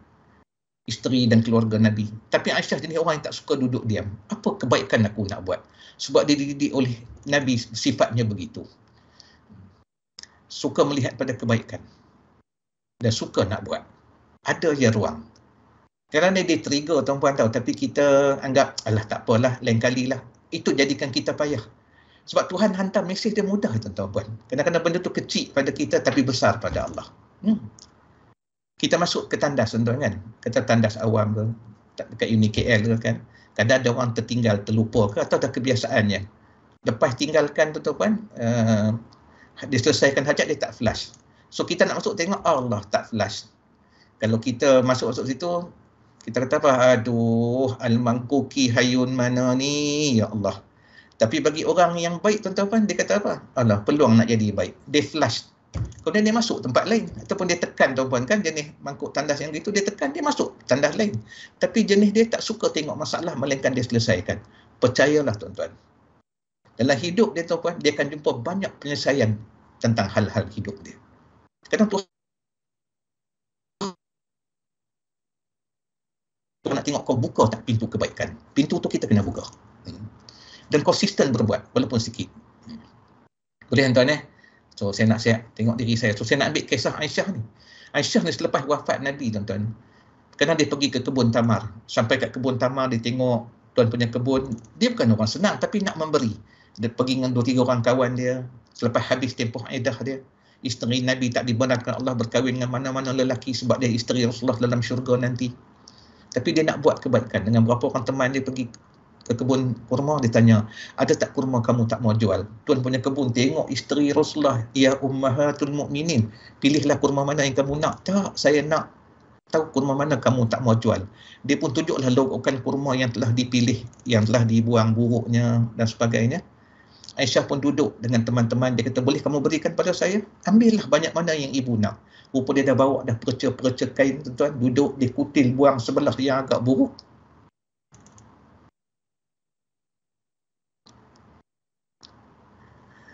Dibuang bijinya. Kemudian diletakkan di dalam kain tu. Bila dah agak cukup, diikat buat seperti punjut. Dia keluar daripada kebun tu cari orang-orang yang lebih susah daripada dia. Setiap hari nak memberi. Bukan soal sikit atau banyak. Tapi bila nak beri, dia akan cari yang terbaik. Masya Allah. Dia pernah keluar daripada rumahnya, bawa beberapa dirham. Wang perak lah. Bawa-bawa tuan-tuan dalam bentuk shilling. Macam kita tu jatuh. Isteri Nabi dididik at-tuhuru syatrul iman. Kebersihan sebahagian dari iman. Dia bongkok. Tengok tuan-tuan, kalau saya nisbahkan, kata ni jubah lah tuan-tuan kan. Dia terbalikkan jubah tu sebelah dalam, dilapnya duit tu bagi kering. Kalau letak belah luar ni nampaklah kotornya. Dia nak jaga maruah seorang isteri Nabi, dia lap sebelah dalam supaya tak nampak. Teman-teman dia kata apa? Wahai ibu, bukankah duit tu kamu nak bagi pada orang? Maksudnya yang penting nilainya. Tapi apa kata orang yang dicipta tuan-tuan Allah untuk Nabi dididik untuk jadi baik? Dia kata apa? Ya. Tapi Allah bukan hanya memandang nilainya, Allah memandang cara kamu memberi. Mark my word, cara memberi. Segala-galanya. Ilmu kita, diri kita tuan-tuan, kerja yang kita buat. Daripada hidup kita tuan-tuan, sampai di rumah tangga kita, ke tempat kerja kita, cara memberi itu sangat penting. Mudah-mudahan Allah membantu kita semua untuk jadi orang yang bagus dalam hidup ni. Yang saya paling takut dan kita semua takut, ialah apa tuan-tuan? Kisah ini. Seorang lelaki dengan isterinya hidup di satu kampung. Kerja dia, ambil nira. Bila nira tu dah diambil, yang jual-jual lah nira yang segar. Ada yang dia kacau tuan-puan, dia buat gula. Gula Melaka tu lah, gula perang. Bila dia dah buat, kemudian dia bawa ke kedai tuan-puan, ditimbang. Cukup sekilo. Tuan kedai tanya dia berapa ni? Dia kata sekilo. Timbanglah di rumah. Tuan kedai pun yakin dengan dia, ambil gula tu bayar dengan harga sekilo. Tapi dia kata tak, saya tak nak bayaran. Saya nak beras je sekilo. Yang lain tak apa, ada tepi rumah boleh ambil ikan. Dia kata di petak sawah. So, dia ambil beras je sekilo. Dia pergi kedai yang sama lah. Dia macam barter trade, tukar macam tu je lah. Bagi gula, dapat beras. Pada suatu hari, datang seorang laki-laki, dia nak beli gula. Dan dia tak nak beli dalam jumlah yang kecil, yang seperti mana tuan kedai tu selalu pecahkan 200 gram untuk jual. Dia nak beli sekilo terus. So bila dia ambil gula tu, dia pun bayar pada tuan kedai, dia balik ke rumah, dia timbang. Sebab dia nak pecahkan buat gula-gula. Bila dia timbang, tengok 900 gram. Tak cukup. Dia balik pada tuan kedai dengan muka marah. Dia kata, kamu tipu saya. Saya bayar kamu dengan harga sekilo. Kamu bagi kat saya 900 gram. Berubah muka tuan kedai. Dia bagi balik kepada orang tu pada harga 900 gram. Dalam hati dia membengkak marah. Selama bertahun-tahun aku ambil pada orang yang jual, aku tak timbangkan, aku yakin dia jual sekilo pada aku. Rupanya 900 gram. Berapa banyak aku menanggung rugi? Beberapa hari kemudiannya, tuan yang buat gula tu pun datanglah bawa gula Melaka dia lagi. Maka bentaklah tuan kedai marah kat dia. Bahawa dia ditipu selama ni. Apa kata orang yang buat gula ni? Dia kata, maafkan saya. Saya orang susah. Saya tak ada penimbang di rumah saya. Setiap kali bila kamu bagi kat saya gula sekilo, beras sekilo sebelum saya masak, saya timbang dulu dengan gula yang saya buat. Cukup sekilo dengan timbang beras tu, maka barulah saya masak beras tersebut. Maka termenung tuan kedai. Siapa yang tipu siapa? Rupanya dia bagi beras 900 gram. Sebab tu orang tu timbang, dia ingat sekilo. Rupanya dia timbang gula tu sebanyak 900 gram. Tuan-tuan perempuan yang dikasihi, perhatilah betul diri kita. Kadang-kadang nak bangun manusia yang baik, kena mula daripada kita. Kalau kita bagus, tuan-puan, baguslah. Kerana kita bukan hanya dinilai atas apa yang kita cakap, tapi atas apa yang kita buat. Mudah-mudahan Allah merahmati kita semua. Menjadikan kita orang yang bagus dalam hidup ni. Kalau kita bagus, kita akan bagus, tuan-tuan. Akhir kata saya, tuan-tuan, mudah-mudahan Allah merahmati kita semua. Sebenarnya saya nak bawa satu cerita yang bagus, tuan-tuan, di sini. Daripada kitab Nasaihul Ibad. Boleh tuan, saya ada masa 5 minit sebelum 10.20 diberi pada saya. Boleh kot saya bawa kisah ni sebab dia sangat bermakna tuan-tuan untuk diri kita supaya kita aware selalu. Saya suka bawa kisah begini kerana dia jadikan kita ada timbang tara sebelum kita berbuat. Sebab kesedaran tu penting. Jangan buat atas kebiasaan, buat atas kesedaran. Seorang lelaki di zaman tabi'in, lepas dia berkahwin, dia rasa nak beri hadiah pada isteri dia, dia beli hamba. Sewaktu itu perniagaan hamba ni masih lagi legal. So dia beli seorang hamba berkulit hitam yang gagah tubuhnya untuk buat kerja di luar rumah, dan dia sediakan tempat tinggal untuk hamba tu. 13 tahun si hamba tu khidmat dengan penuh taat kepada suami dan isteri ni, buat kerja-kerja luar, angkut air, belah kayu. Tapi satu hari tiba-tiba si hamba tu pegang tangan si isteri, tuan ni. Dia tepis tangan hamba tu, dia lari masuk dalam rumah, dia tutup tingkap dan pintu, dia takut. Kemudian dia duduk sorang-sorang diri, dia buat muhasabah. Aku buat apa? Aku tunjuk aksi gairah ke supaya dia seronok dengan aku? Tak ada. Aku pakai pakaian yang menjadikan dia suka tengok aku? Tak ada. Aku tak curang pada suami aku.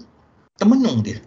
Sampai suami dia balik waktu petang, sampai dia layan suami dia sediakan makan, suami dia dah agak tenang, dia kata, abang ada berbuat sesuatu kah yang tak baik di luar pandangan mata saya, di luar rumah hari ini? Termenung suami dia. Tuan-tuan dan puan, cuba perhatikan kisah ni. Suami dia kata apa? Pagi tadi saya keluar rumah bekerja di kebun kurma. Dapat rezeki sewaktu duha tak apa cukup untuk beli makanan asas rumah. Maka saya pergi ke tempat orang menjual kayu, saya ambil upah untuk kutip, belah dan ikat kayu tersebut. Bila dah agak cukup, maka saya pun pergi ke kedai untuk membeli barangan rumah. Saya terpandang ke seorang wanita yang menjual barangan rumah. Ketika dia sedang memilih barang, saya terpegang tangannya. Di luar kawalan imanku, kata lelaki ini. Maka wanita itu tepis tangan lelaki tersebut. Dia kata apa? Semoga Allah menghukum keluarga kamu sebagaimana kamu telah menghina saya.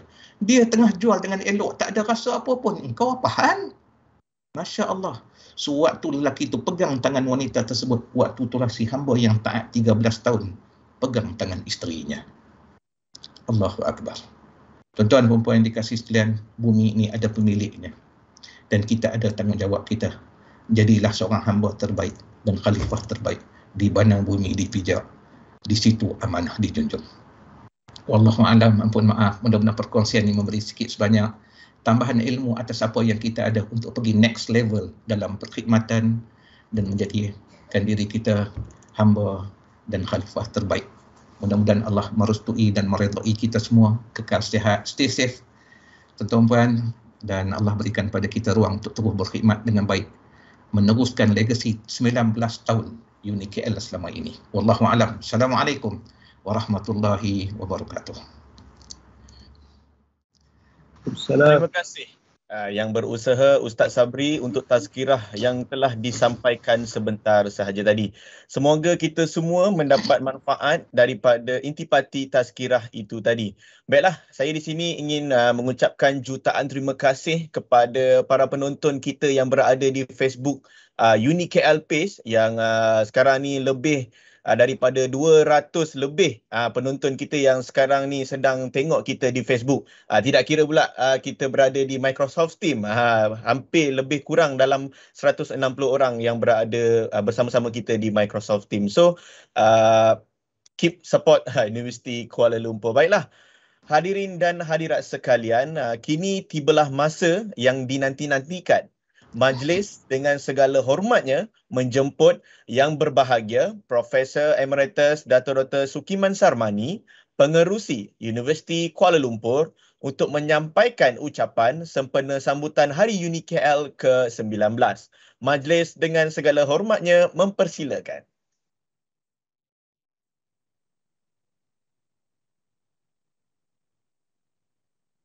Minta maaf Prof, unmute.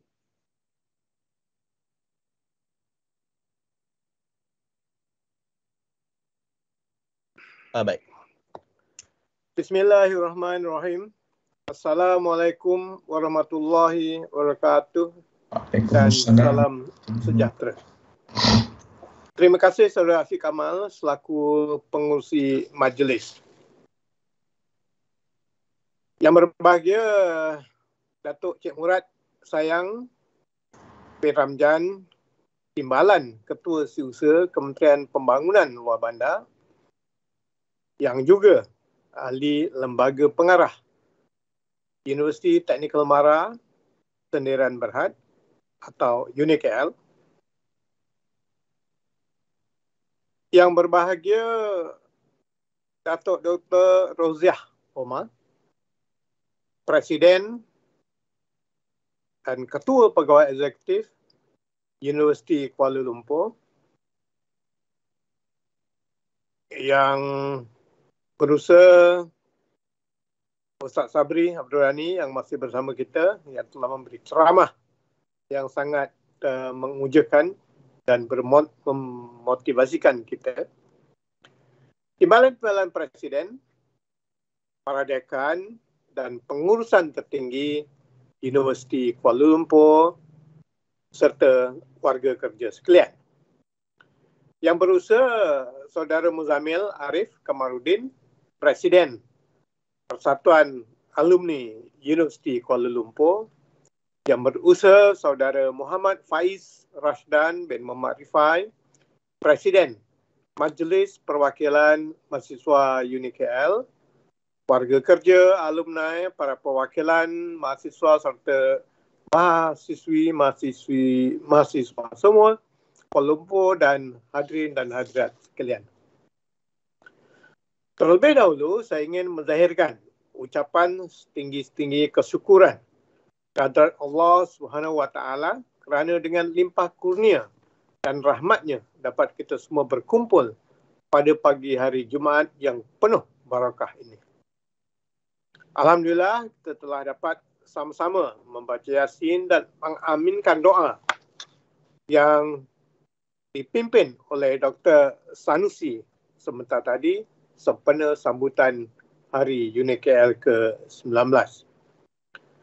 Semoga Allah memakbulkan doa kita untuk kesejahteraan kita semua, buat negara kita Malaysia dan khususnya buat Universiti Kuala Lumpur yang kita cintai ini. Kita juga telah mendengar tazkirah yang disampaikan oleh Ustaz Sabri sebentar tadi. Saya harap saya juga mendapati sangat bermanfaat dan saya harap kita semua akan dapat menghayati dan saling mengingatkan sesama kita tentang apa yang telah dikupas dan disampaikan oleh Ustaz Sabri tadi, terutamanya ialah untuk meningkatkan keupayaan kita untuk memberi khidmat kepada universiti yang kita sayangi. Beberapa tahun lalu, sambutan Hari UniKL kita telah hadirkan secara fizikal. Tahun ini agak berbeza, di mana sambutan ke-19 kita jalankan mengikut norma baru. Hari ini kita semua hanya dapat berhimpun secara maya dari kediaman atau lokasi masing-masing. Tidak seperti kebiasaannya di mana kita akan berkumpul di dalam dewan atau di bilik mesyuarat di kampus dan dihubungkan secara video conferencing. Walaupun berkumpul secara maya atas talian saja, kita tetap menzahirkan kesyukuran kepada Allah kerana masih lagi dapat menyambut Hari UniKL pada hari ini bersama-sama sempena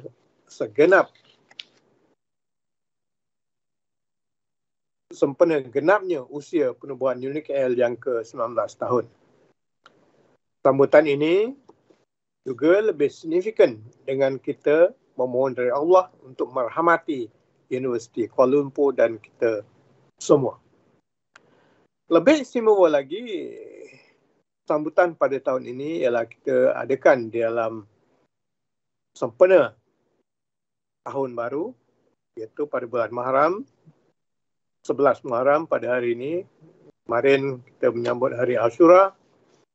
Dan yang utama juga ialah tahun ini ialah tahun permulaan tahun hijrah. Maka kita ambillah semangat hijrah itu untuk kita bersama-sama berhijrah kepada kebaikan untuk menjadikan universiti yang kita kasih ini lebih maju lagi. Dan juga keistimewaannya sambutan kita pada ulang tahun Hari UniKL ini ialah kita sempena bulan kemerdekaan. Apabila kita merdeka, maka kita berupaya untuk menentukan hala tuju sendiri. Dan dengan selepas kita merdeka, maka wujudlah MARA. Dan apabila MARA ada, maka banyaklah perkara-perkara yang telah dilaksanakan selama ini untuk kebaikan negara.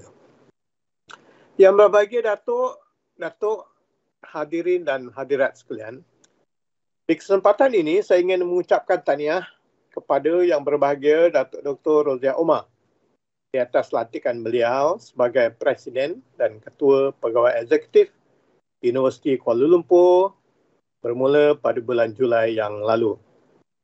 Lantikan beliau telah mencatatkan satu lembaran baru dalam sejarah UniKL, di mana beliau menjadi wanita pertama yang memegang jawatan Presiden semenjak UniKL ditubuhkan. Saya yakin dengan pengalaman luas, kepakaran dan pengetahuan yang berbahagia Datuk Dr. Roziah dalam bidang pendidikan, sama ada di sektor awam ataupun juga di swasta, beliau akan berupaya tentu sekali memacu kecemerlangan UniKL ke tahap yang lebih tinggi, khususnya dalam memperkukuhkan lagi the global presence and reputation of UniKL. Tahun ini juga menyaksikan UniKL telah disatukan di bawah syarikat konglomerat MARA Corporation Sdn Bhd bersama-sama anak-anak syarikat MARA yang lain. Penstrukturan semula anak-anak syarikat MARA ini menyaksikan UniKL memasuki era baru dengan pengembangan perniagaan yang akan diterajui oleh kepimpinan MARA Corporation Sdn Bhd dan yang berbahagia Datuk Dr. Roziah. Penggabungan ini akan membolehkan penyusunan strategi bagi meningkatkan serta menjana lebih pendapatan bagi setiap anak syarikat yang akan dikembalikan kepada MARA untuk mengurangkan bebanan keuangan MARA dalam menjayakan program-program pendidikan dan juga untuk membantu entrepreneur ataupun usahawan Bumi Putra seterusnya.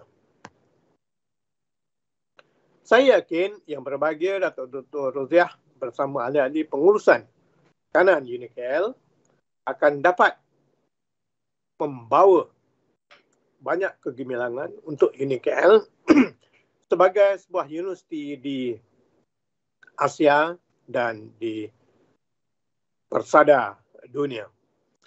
Cuma saya ingin ingatkan bahawa dalam mentadbir dalam sebuah universiti, kita perlu ingat bahawa Universiti KL, Universiti Kuala Lumpur mempunyai perlembagaan sendiri yang diberi di bawah Akta Pendidikan Swasta, Akta 555. Dan di samping itu, Syarikat Universiti Teknikal MARA Sdn Bhd juga mempunyai M&A yang dikawal oleh Suruhanjaya Security SSM, Suruhanjaya Syarikat Malaysia. Jadi kita perlu ingat bahawa dengan adanya peraturan-peraturan dan governance yang seperti ini, kita perlu patuhi demi untuk menjayakan lagi aktiviti-aktiviti kita. InsyaAllah, saya dan ahli-ahli lembaga pengarah akan terus memberikan bimbingan dan sokongan serta dorongan kepada ahli-ahli pengurusan universiti agar UniKL terus berada di dalam kelasnya yang tersendiri, seterusnya menjadi sebuah institusi pendidikan negara yang menjadi kebanggaan Malaysia. Saya juga percaya semua warga kerja, para alumni, barisan pimpinan pelajar serta para mahasiswi sekalian akan turut sama memainkan peranan masing-masing. Dengan semangat jitu, we are UniKL. Dengan strategi yang baik, kerjasama yang erat dan komitmen yang tinggi, dari semua warga UniKL, kita akan dapat bersama-sama memastikan kesinambungan legasi buat universiti ini. Tidak juga lupa buat semua mantan pengurusi, mantan ahli lembaga pengarah dan juga semua warga UniKL yang telah bersara ataupun menamatkan tugas atau telah bersara, saya ingin ucapkan terima kasih di atas segala sumbang bakti dan jasa yang telah dicurahkan kepada UniKL sehingga UniKL berada pada keadaan yang sekarang ini. Semoga mereka akan terus memberikan sokongan kepada segala usaha dan inisiatif yang akan dilaksanakan oleh kepimpinan UniKL pada masa ini dan pada masa akan datang. Yang berbahagia Datuk hadirin dan hadirat sekalian, dalam menghadapi pandemik COVID ketiga ini, UniKL telah memberi sumbangan yang agak besar kepada negara, iaitu terutamanya dalam kegiatan-kegiatan untuk menjadi pusat pemberian vaksin, membina atau menyediakan kemudahan untuk mengesan atau untuk menilai keadaan atau status pesakit COVID, dan juga telah menyediakan bahan-bahan seperti bahan sanitizer dan juga alat-alat peralatan PPE yang digunakan oleh frontliner. Jadi saya sangat gembira dan saya ucapkan terima kasih kepada UniKL, terutamanya kepada kampus-kampus yang telah menyumbang bukan sedikit seperti MySet, RCMP Royal College of Medicine, Perak, Mestek, MIDI dan sebagainya. Dan saya ucapkan juga terima kasih kepada seluruh warga UniKL yang telah berkhidmat sebagai sukarelawan dalam usaha bersama-sama kerajaan untuk memerangi pandemik ini.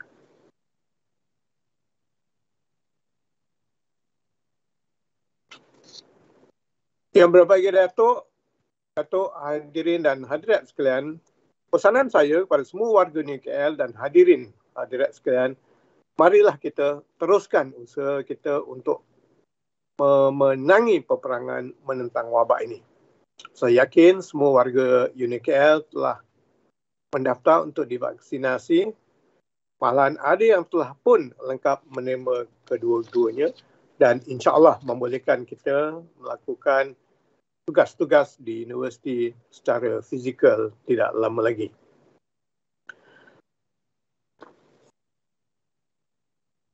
Juga saya ingin mengingatkan bahawa sempena 19 tahun usia UniKL, kita perlu kekalkan sebuah indikator sesuatu universiti yang terkenal, yang ataupun setidak-tidaknya sebagai sebuah universiti yang ternama. Pertama ialah tentang good governance, tabik urus yang baik, dengan panduan ahli lembaga pengarah dan juga panduan daripada Marakop dan juga kementerian. Saya yakin kita dapat melaksanakan good governance atau tadbir urus yang baik untuk menjayakan segala perancangan dan juga aktiviti di UniKL. Keduanya ialah isu integriti. Ini bukanlah satu masalah di UniKL, tetapi kita harus kekalkan bahawa kita mesti mempunyai integriti yang tinggi, bukan saja sebagai manusia, ya sebagai hamba Allah. Sebagai khalifah di dunia ini, kita harus mempunyai integriti yang tinggi dalam melaksanakan tugas yang diamanahkan. Satu perkara, sebagai sebuah universiti, kita harus menyediakan program akademik yang terbaik, yang diiktiraf, yang dikenal dan diterima oleh pasaran, oleh masyarakat dunia. Tidak lupa juga kita harus menggemblengkan keseluruhan alumni universiti untuk sama-sama menyemarakkan nama universiti dan memberi idea untuk sama-sama meningkatkan kecemerlangan universiti kita. Satu lagi indikator sebuah universiti ialah ratusan lulusan kita yang mendapat kerja.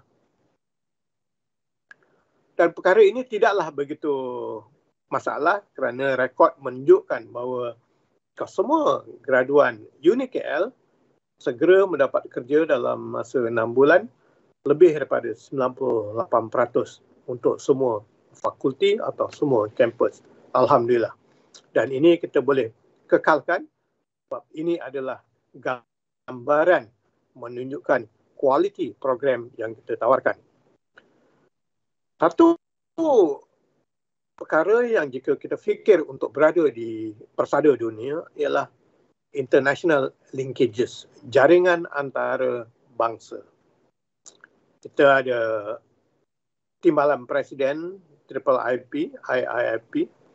Jadi insya-Allah bersama-sama dengan presiden dan bersama-sama dengan warga universiti kita akan tingkatkan jaringan antarabangsa bukan saja di rantau Asia, negara-negara jiran seperti Indonesia atau Thailand, tapi malah menerobosi negara-negara lain di Asia, di Amerika, di Afrika ataupun di Europe dan sebagainya. Itulah harapan saya. Semoga kita sama-sama dapat merealisasikan perkara ini dan juga meningkatkan, memperbaiki mana yang telah kita capai. Semoga universiti KL kita, universiti kita akan terus dikenali di dunia. Akhir kata, saya ingin mengucapkan selamat menyambut ulang tahun buat semua warga KL serta ucapan selamat maju jaya. Semoga UniKL akan terus mencatatkan lebih banyak kegemilangan di masa akan datang. Dengan lafaz Bismillahirrahmanirrahim, saya merasmikan sambutan Hari UniKL ke-19. We are UniKL. Sekian, terima kasih. Wabillahi taufiq wal hidayah. Wassalamualaikum warahmatullahi wabarakatuh.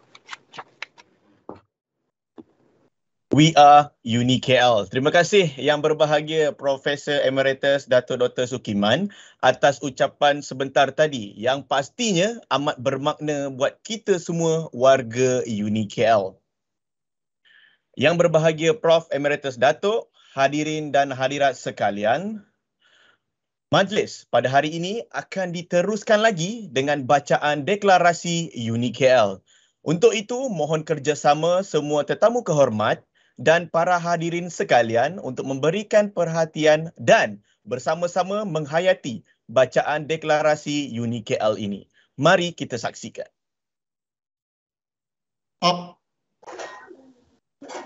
Universiti Kuala Lumpur beriltizam untuk memartabatkan pendidikan berteraskan amali dan menitik beratkan pembangunan sasiah dan rohani. Berjanji menjadi pemangkin program pendidikan teknikal dan vokasional di peringkat tinggi. Melahirkan graduan yang memiliki kemahiran mengaplikasi pengetahuan dalam urusan di daratan, lautan dan angkasa. Sentiasa mempertahankan dan menegakkan visi dan hala tuju yang ditetapkan oleh MARA. Memastikan setiap graduan memiliki jiwa dan semangat kental menjadi pemimpin yang bertanggungjawab dan warga negara yang tinggi pengetahuan dan amalan. Menjadikan pendidikan sebagai pemangkin pembangunan sosio-ekonomi rakyat yang tinggi nilai keusahawanan untuk dikongsi bersama demi kemakmuran Malaysia. Menjunjung ketulusan integriti dalam segala urusan. Menjanjikan kerjasama terbaik kepada semua rakan-rakan institusi, industri dan antarabangsa yang berhubungan. Mendorong peningkatan berterusan setiap individu di dalam organisasi amanah ini demi menjamin kehidupan yang cemerlang untuk semua. Berjanji untuk sentiasa mendukung amanah yang diberikan dan melonjakkan perjuangan yang telah dimulakan dengan menjadikannya sebuah universiti terbaik.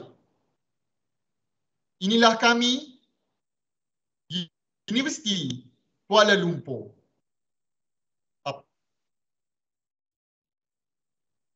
Baiklah, terima kasih. Untuk makluman, deklarasi UniKL sebentar tadi telah dibacakan oleh yang berusaha Saudara Muhammad Faiz Rashdan Muhammad Rifai, Presiden Majlis Perwakilan Mahasiswa UniKL 2020-2021. Mewakili seluruh warga UniKL. Terima kasih sekali lagi Saudara Muhammad Faiz Rashdan atas bacaan deklarasi sebentar tadi. Baiklah, yang berbahagia Prof. Emeritus Dato', hadirin dan hadirat sekalian, sebagai simbolik kepada sambutan Hari UniKL ke-19, marilah sama-sama kita saksikan tayangan montaj yang telah disediakan oleh Jabatan Penjenamaan Korporat dan Komunikasi Strategik UniKL. Mari kita saksikan.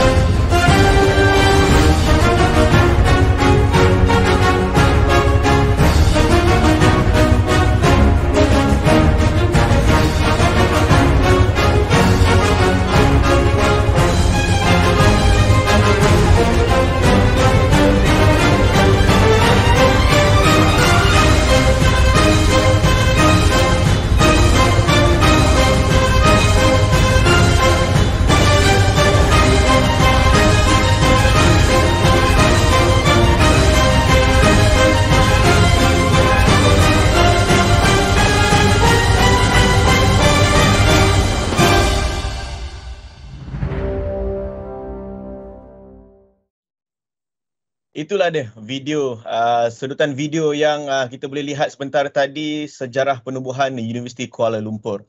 Baiklah, sebagai tanda kenang-kenangan, agenda pada pagi ini diteruskan lagi dengan sesi fotografi bersama tetamu kehormat. Untuk itu, saya ingin menjemput yang berbahagia Profesor Emeritus Datuk Dr. Sukiman Sarmani. Seterusnya, saya menjemput yang berbahagia Datuk Cik Murad Sayang Ramjan.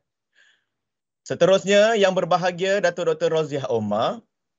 Yang berbahagia Profesor Dr. Syarul Nizam Musa. Yang berbahagia Profesor Datuk Dr. Karanum Subari. Ustaz Sabri Abdul Rani. Ustaz Dr. Sanusi Abdul Manaf, Saudara Muzammil Arif Kamaruddin dan Saudara Muhammad Faiz Rashdan untuk bersedia dan bersama-sama.